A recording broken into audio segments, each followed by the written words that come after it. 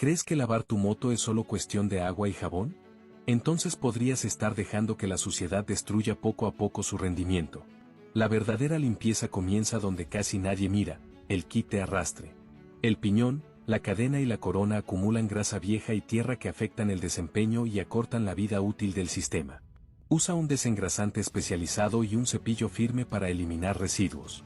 Aprovecha también para limpiar bien los rines y las llantas, mejora la tracción y la seguridad. Recuerda, una moto limpia no solo se ve bien, también responde mejor. Si te interesa cuidar tu moto como se debe, comenta quiero aprender más y sígueme para más consejos de mecánica.